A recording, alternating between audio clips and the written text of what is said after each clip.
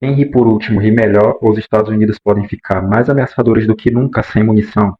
Trump afirma que a guerra com o Irã durará somente 4 semanas. O Ayatollah já foi morto, assim como 1.330 iranianos, incluindo 164 crianças, contra 6 soldados americanos. A princípio, parece uma vitória do poderio militar americano, mas tem se alertado quanto ao poder de resistência iraniana. O próprio chefe das Forças Armadas afirmou que, em razão da guerra da Ucrânia, os Estados Unidos não têm munição para um conflito a longo prazo. Mas é exatamente a vantagem iraniana que detém um estoque de 80 mil drones e produz 400 por dia, enquanto os Estados Unidos produziram apenas 600 mísseis Patriot em 2025, em uma matemática que assusta o Pentágono, vez que os mísseis Patriot que estão sendo derrubados pelos drones de 20 mil dólares têm custo de 4 milhões. Ou seja, na guerra aérea, para cada $1 que o Irã gasta, os americanos gastam até 28 dólares. Os Estados Unidos apostaram na baixa do líder Ayatollah para enfraquecer o regime, mas ignoraram o efeito contrário, a comoção que virou combustível iraniano. E considerando ter inferioridade bélica, aposta na estratégia. O Irã já atingiu o porto de comando americano improvisado em Shuaibah, no Kuwait, bem como expulsou quase 8 mil funcionários da base naval de Barry, a principal dos Estados Unidos no estreito, fazendo todos os navios de base deixarem o porto. Uau! Na quarta, um drone ainda atingiu o datacenter da Amazon de Barry, o maior de Jeff Bezos na região, que atua nos serviços de nuvem dos países do Golfo Pérsico e do Oriente Médio. Outro golpe certeiro foi a refinaria de Ras Tanura, a maior da Arábia Saudita, que fechou e está redirecionando suas embarcações para portos do Mar Vermelho. Considerando o risco que se tornou o Estreito de Hormuz, fazendo o barril do petróleo de 70 dólares para 90 neste sábado. Trump ainda precisa lidar com a rebeldia dos próprios aliados, que antes puniu com tarifas. A segunda, 15 aeronaves, a maioria aviões tanque de reabastecimento, como o Boeing KC-135, foram impedidas de pousar na base militar naval de Rota, que fica na cidade de Cádiz, e na base aérea de Moron, que fica em Sevilha, no sul da Espanha.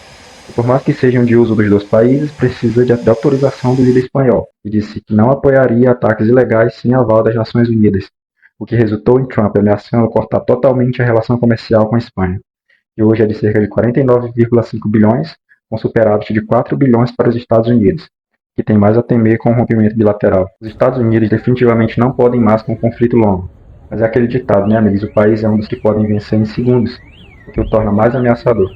O Catar começa a perceber que o preço de entregar sua segurança aos Estados Unidos é sua indústria do gás natural, que só perde para o gás americano, o mais beneficiado com o bloqueio de Hormuz.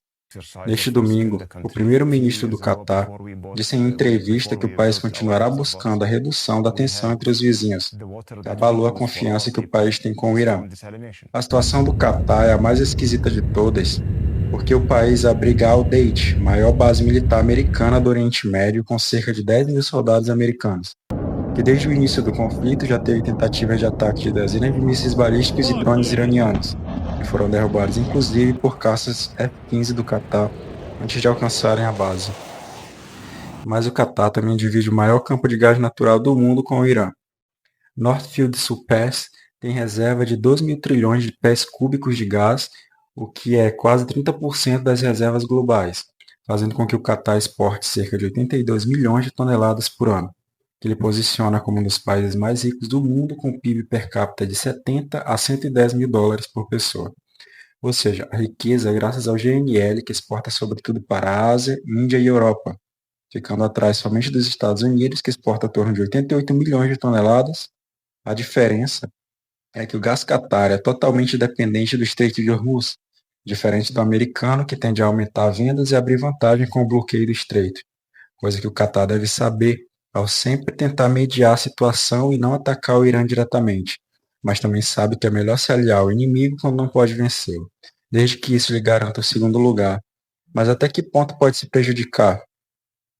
Afinal, o conflito já deixou seu gás mais caro que o americano, e sem Hormuz, os Estados Unidos se tornam praticamente o único fornecedor mundial relevante fora de zona de guerra, o que seria seu maior trunfo contra a China, que é disparada a maior cliente do gás qatari, seguida da Coreia do Sul e Índia, que foi obrigada a fechar um acordo de compra de 200 bilhões de combustível dos Estados Unidos antes de o conflito começar, como se os americanos já garantissem que o parceiro comercial que abriga milhares de empresas americanas não ficasse sem combustível.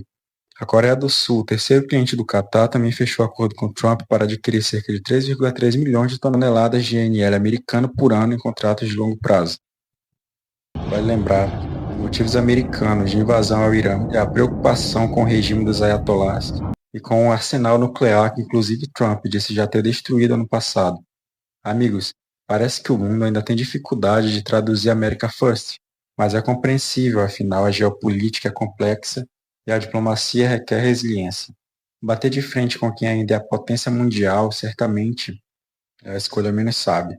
Base que o Reino Unido negou aos Estados Unidos é atacada por drone desconhecido, enquanto a França cerca o Oriente Médio, garantindo escoamento mínimo da Arábia Saudita. Semana passada foi de pura pressão e desconfiança europeia.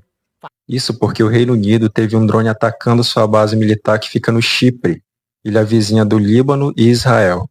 Veículos midiáticos americanos inicialmente informaram que se tratava do primeiro ataque iraniano em território soberano europeu, fazendo os britânicos enviarem para a base o navio de guerra HMS Dragon, especializado em defesa aérea. A questão é que dias depois Keir Starmer informou que o drone similar ao Shahed, na verdade não havia sido lançado do Irã, mas do sul do Líbano, próximo a Israel. Vale lembrar que na primeira semana de guerra, o primeiro-ministro britânico foi um dos líderes mais criticados por Trump, por ter recusado o uso dessa mesma base do Chipre aos Estados Unidos. Agora voltando atrás e permitindo parcialmente, após o drone misterioso que especialistas dizem se tratar provavelmente de drones do Costa Larga Hezbollah. Mas não tem jeito, amigos, a Europa mais cedo ou mais tarde precisa se manifestar, por mais que ainda não saiba exatamente de que lado. Mas é uma das principais afetadas pela guerra, já que fica sem os combustíveis de Hormuz, e diferente da Ásia, não pode se socorrer no combustível russo. Macron, pelo visto, já sabe disso. Só a França tem 52 navios de combustíveis presos no estreito. Abandonando o sorriso e o terno azul, o presidente, agora de preto, cercou o Oriente Médio com navios de guerra, posicionando logo na saída do estreito, no Golfo de Omã, o Provence, especializado em defesa aérea antimíssil e submarina antitorpedos. Já do outro lado, no Mar Vermelho, Macron posicionou a fragata Forbin e a Chevalier Paul, além de um navio anfíbio, o Dixmude, e essa área se torna até mais importante que o Estreito de Hormuz, pois é por onde o combustível da Arábia Saudita ainda está saindo. Sim, amigos, a Arábia Saudita não toparia uma guerra se não tivesse uma rota alternativa do Hormuz, por mais que com operação em escala bem menor. Vale lembrar que os Emirados Árabes também se socorrem com um oleoduto que passa por Omã e já sai no Golfo onde está o Provence francês. Já o Catar, só Jesus na causa para escoar seu gás, mas em compensação tem uma proximidade grande com os Estados Unidos. Afinal, é quem recebe a receita do combustível venezuelano em seus fundos, algo que ainda é nebuloso, mas sugere confiança financeira, mesmo sacrificando seu gás. Curioso, não? O Irã fechou o Estreito de Hormuz para o mundo, menos para a China, que segue recebendo 1,3 milhão de barris diários, enquanto a Arábia Saudita perde 550 milhões por dia e o petróleo russo volta ao mercado ocidental. A guerra do petróleo se intensifica e o atual capítulo é o bombardeio da ilha de Karg, de onde sai 90% do petróleo que o Irã exporta.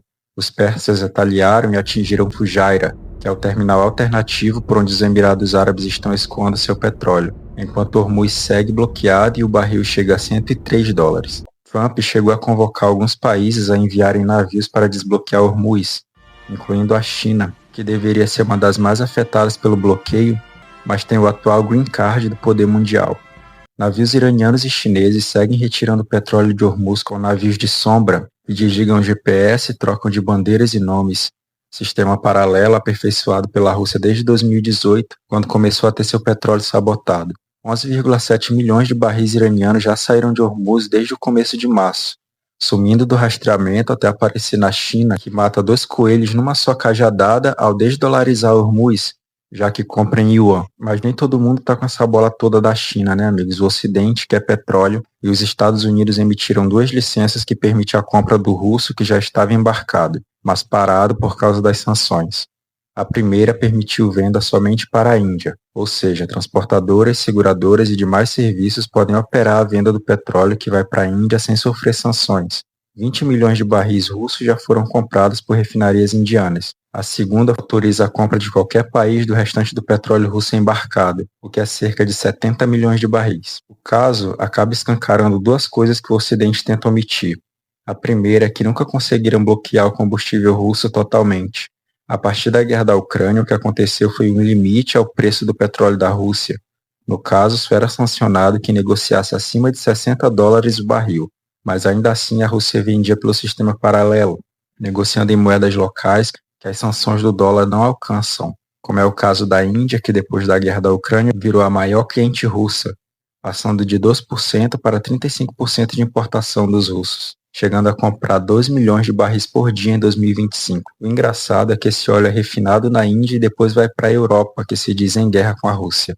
A segunda coisa é a promessa antiga de que os países emergentes seriam o futuro. A Índia virou um dos países mais importantes do mundo, fazendo Trump se dobrar o petróleo russo. Até porque se tornou o segundo centro industrial do mundo e a aposta dos Estados Unidos para tirar suas empresas americanas da China sem sair de perto da cadeia asiática. Então essa indústria americanizada da Índia definitivamente não pode ficar sem o óleo. Bom, não tem como não pensar no Brasil, né, que também é um emergente entre a China e os Estados Unidos. É o maior comprador do diesel russo, mas diferente da Índia, não se beneficia com a localização que é historicamente de domínio americano. Apoie o conteúdo com seu comentário, compartilhe o vídeo e siga para mais do melhor da geopolítica mundial. Gratidão.